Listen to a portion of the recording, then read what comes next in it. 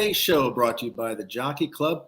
I'm Ray Paulick with bloodstock editor Joe Nevills, and we've got Kentucky Derby winning owner Ramiro Restrepo with us. We're going to talk all about the first Saturday in May. He's the co-owner of Mage.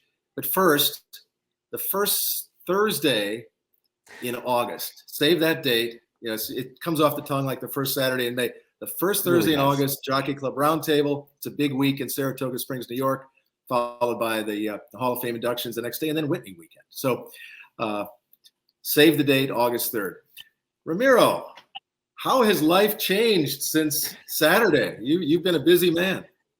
No, Ray, Joe, thank you for having me on. You know, it's been amazing. I know that word gets thrown around loosely, but it's just been a dream come true. The amount of people who have reached out is unbelievable. The amount of love that's been sent our way has been just, you really can't script something like that to happen to your life. How many people do we know in this industry?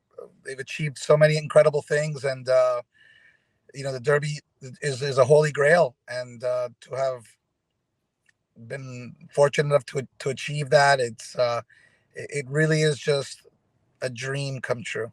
Mm-hmm. So a lot of times when we see a Kentucky Derby winner, the connections, they're hoisting the trophy on NBC, fade to black, and then we don't see them again for another week and a half until they pop back up in Baltimore.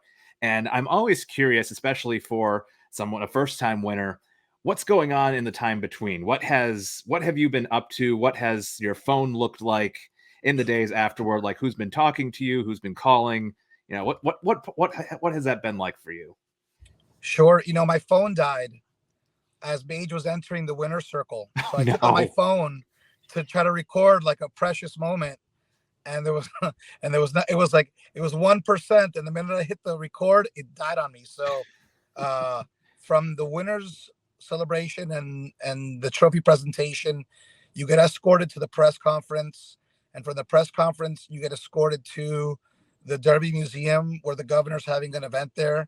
And there's like 1 million toasts and 1 million glasses of mint juleps and bourbon and champagne being thrown your way, and cameras being put all up in front of you. And like, I've never been that pretty. So I'm thinking like, what's going on, And obviously the Derby win puts you in a different light, which is wild.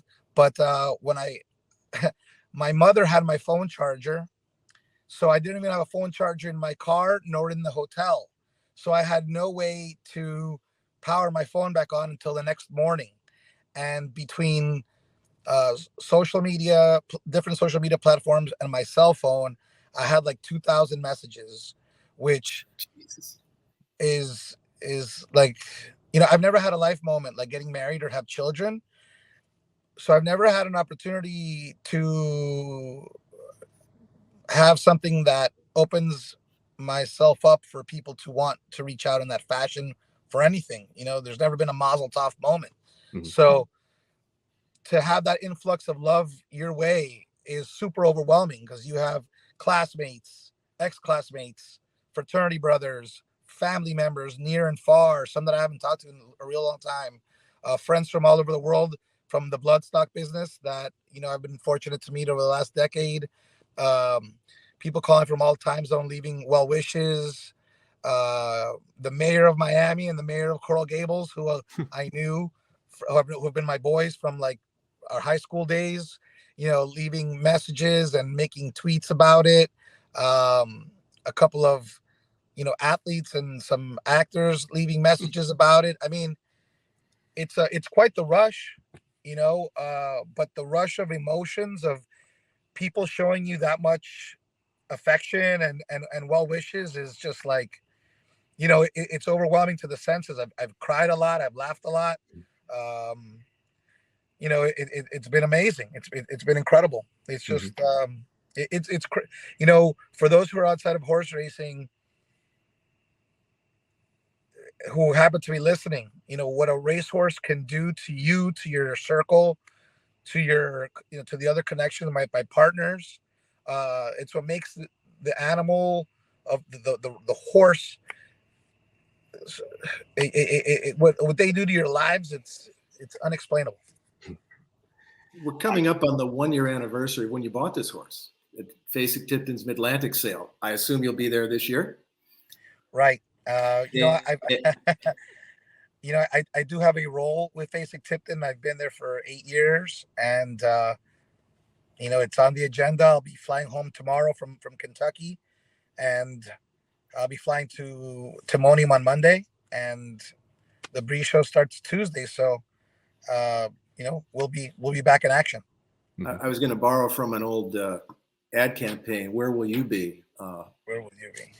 The second week of May, the third We'll week be of at May. Timonium. You'll be at Timonium. That's right.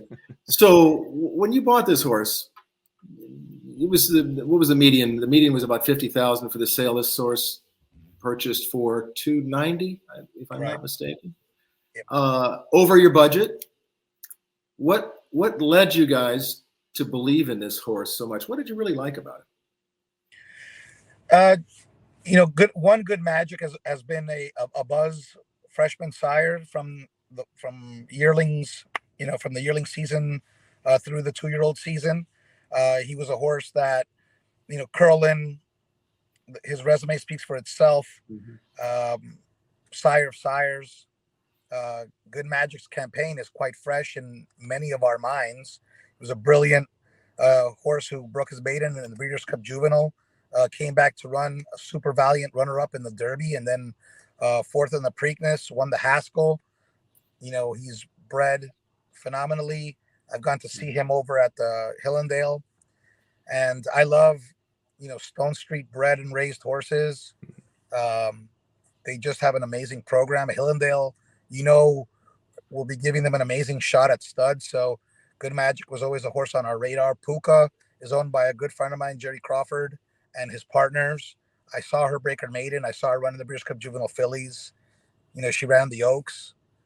Big Brown, one of my personal favorites. Finnegan's Wake was who's the half to Puka, one of my favorite horses. So, on paper, when you see all those ingredients that kind of click off in your mind, he was put on our list. His breeze it wasn't the prettiest of breezes just because he didn't switch leads, but phenomenal time.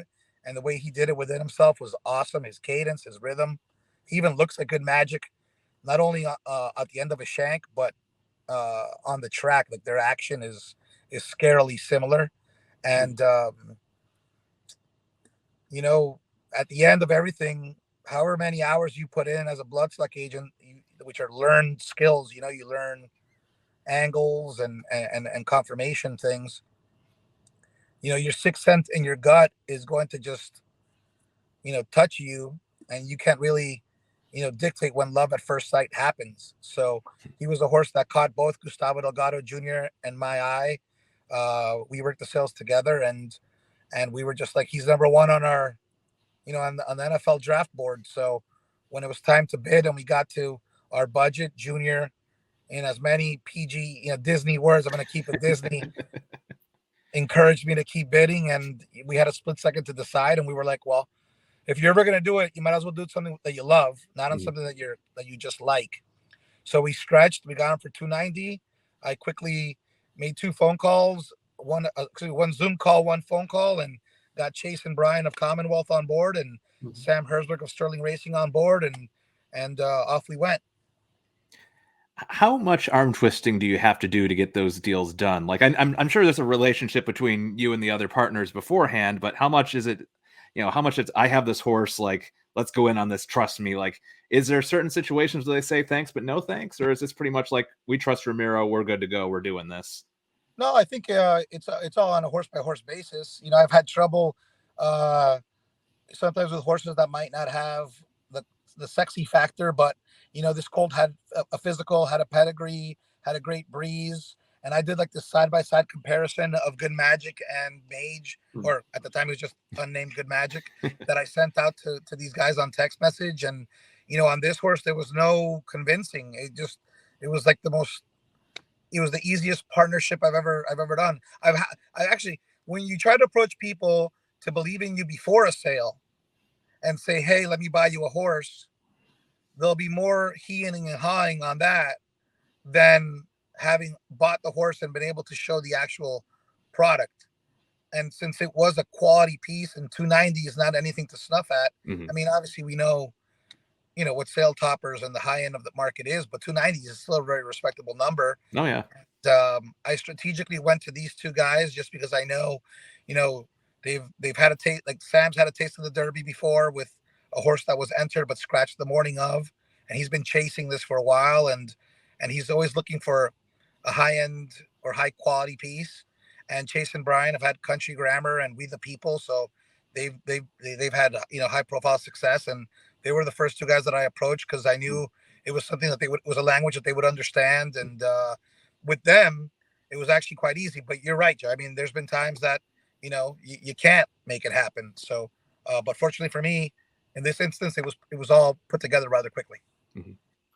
So you get the horse. I see that he starts training at the Thoroughbred Center in Kentucky.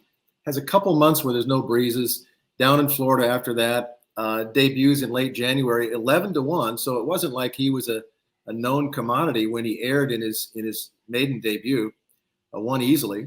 Then you jump into the Fountain of Youth, respectable, and almost pulled off a major upset in the Florida Derby. What was your confidence level going into the Kentucky Derby off that race? It's just the progression from race to race. I guess you have to use your horsemanship to analyze the maturity and the development of the horse. From the maiden, we were considering an allowance, but at the time, the only allowance was 1 1/8 miles. And we were like, to bump up 2 furlongs with versus a higher prize money, the potential to get Derby points, which ended up being the smartest move, because with the 10 plus the runner up, we got in the field. If not, it would have been, like a roll of the dice. So that played a factor. And then the short stretch of Gulfstream on the 1/16, we were like, if we are going to bump up in distance, that short stretch might help, especially with what we thought at the time was a speed horse.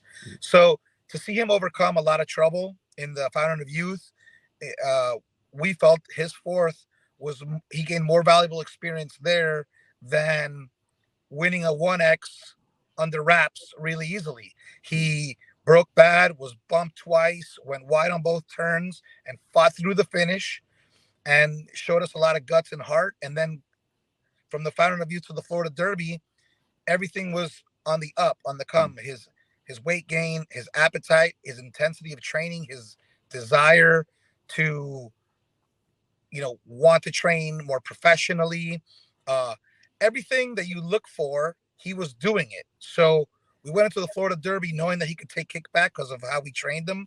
We knew he was settling a little, much better in his breezes.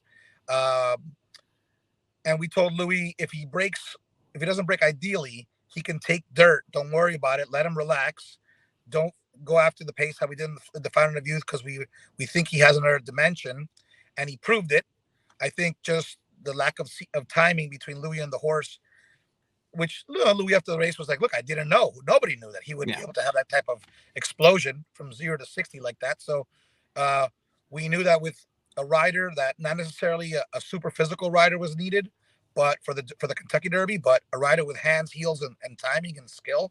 So Javi was a great fit. We were like, we knew with the gallop out, he showed his desire to want to keep on going in the Florida Derby. So he kept progressing. He enjoyed the cool weather in Kentucky. He enjoyed for himself.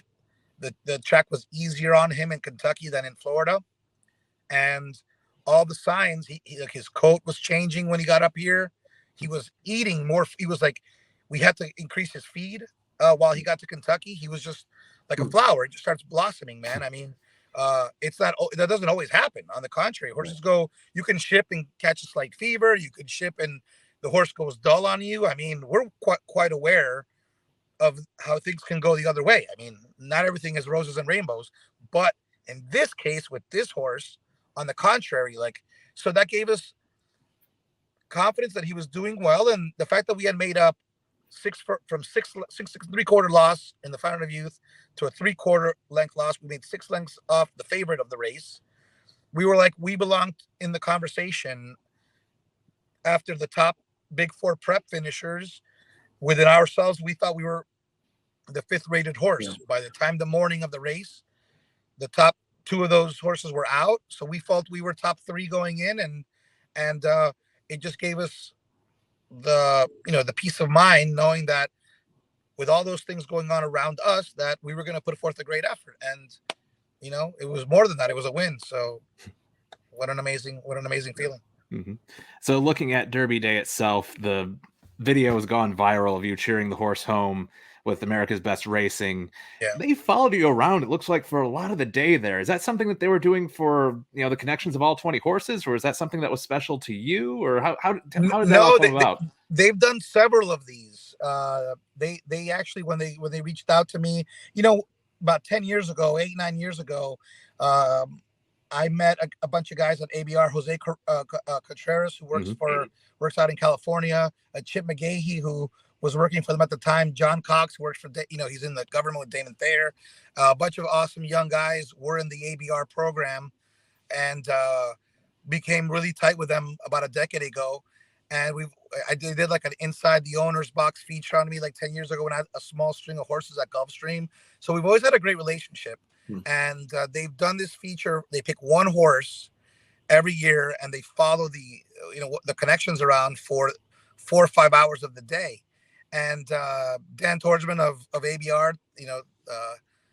called me and was like, "Hey man, would you be open to allowing us access to follow you around?" And I was like, my friends joke that there's not a camera that I'm not afraid of. So I was like, all right, man, let's roll, so he followed me around, and it was just like so I was like, well, wait a minute, what's going to happen? He goes, look at this one that we did on Always Dreaming with Terry Finley. So they got lucky that year with Terry, and I got a taste of what they were going to do.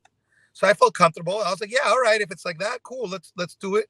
And they followed me around from like noon, from 1 to post time. So from like 7 hours, 6 hours. Jeez. And the Greg who produced it and filmed it, what a champion human being. So polite, so nice. He knew when to film from afar in some intimate moments, when to kind of, be a little more in your face with the camera. And he was just top class, very respectful of my family. Just a really great guy. He actually had spent some time at Finger Lakes where my uncle trained at one point. They knew some people in common. Just a swell guy. And, even before the race, right before the big race, he was like, man, guys, I'm so happy. This has been, the content and the being able to be around your family. What a touching experience for me. I wish you guys the best of luck. And he took a step back and kind of got out of our view for the race. But, these cameras these days, these lenses are like super powerful. So It looks like the camera was in our face, but we had privacy. So it wasn't in my peripheral. And look, if you're a horse player, a trainer, a horseman, everybody knows the feeling of the root. Everybody roots differently, and the camera caught an amazing piece of evidence there. Yeah, you got the snapping technique down there pretty good, it looked like. Well, Ray, you should see the snapping technique when things aren't going the right way and we lose the race. I could have easily gone the other way too. But it was just lightning in a bottle, man. Well, listen, enough about you here. But yeah, tell us about Mage. We're doing this on Thursday afternoon. What is his status? What is he going to do between now and the 3rd Saturday in May? How are things going with him? Yeah, the horse is doing awesome.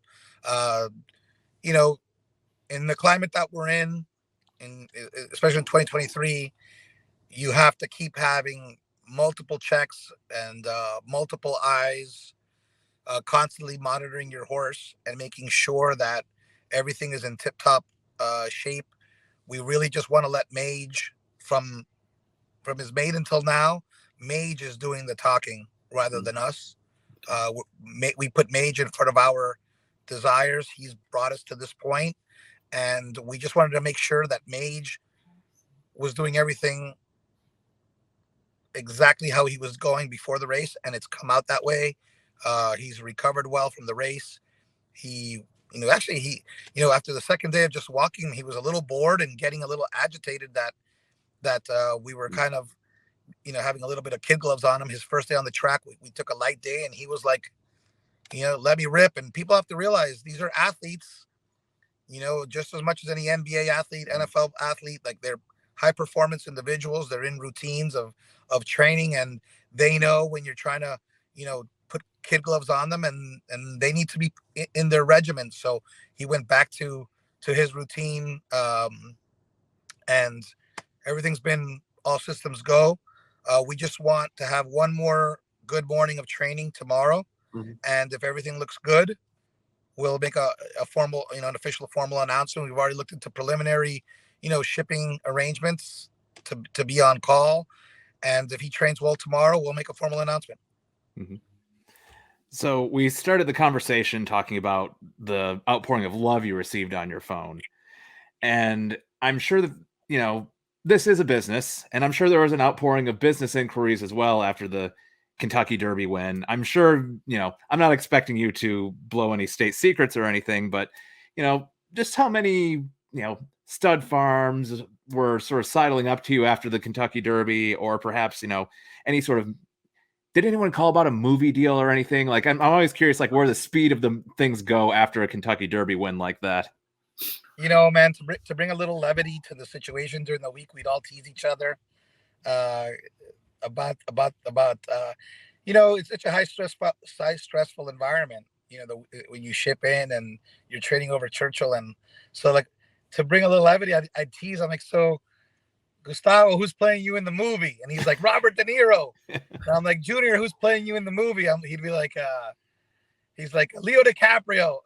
And then, like, Sam, he'd say Harrison Ford. And I'm like, well, Vin Diesel's playing me. So it's funny you say that, man. But no one's called as far as much as we're pitching for it. But yeah, there's been some conversations regarding his post-racing career.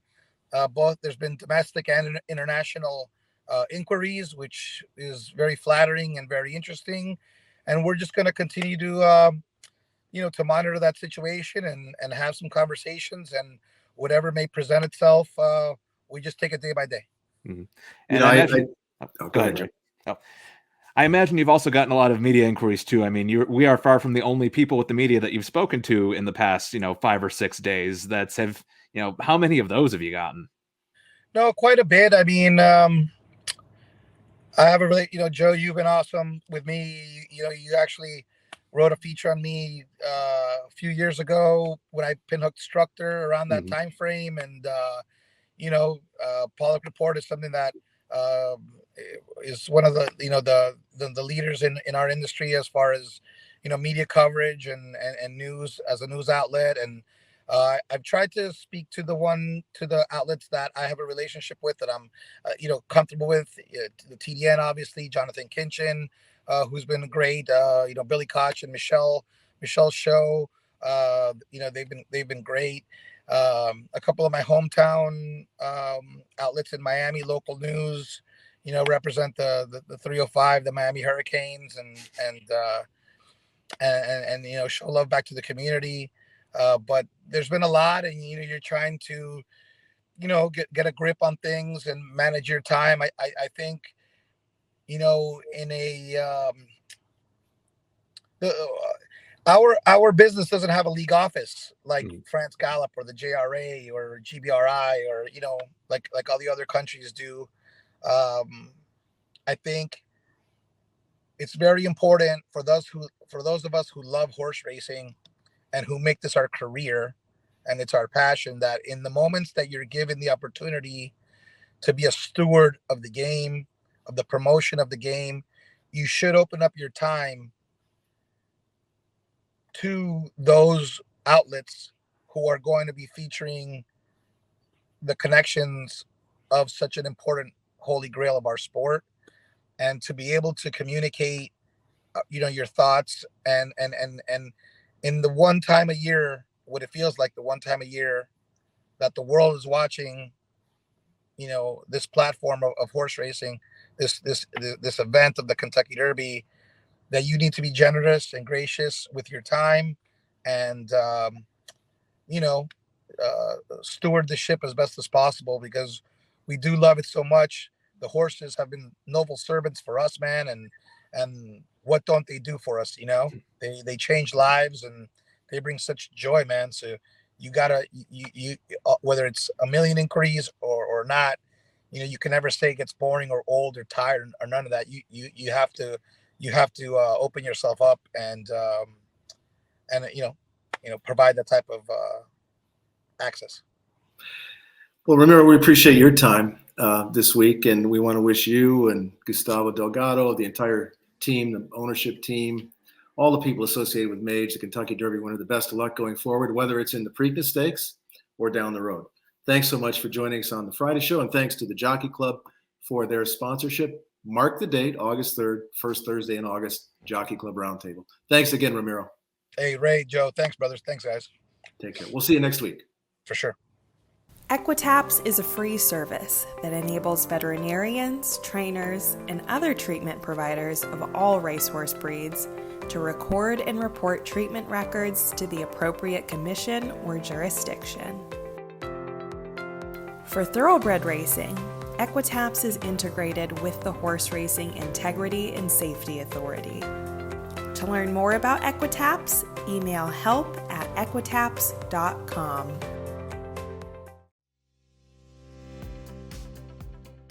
Support award-winning independent horse industry journalism and become a Paulick Report Insider on Patreon.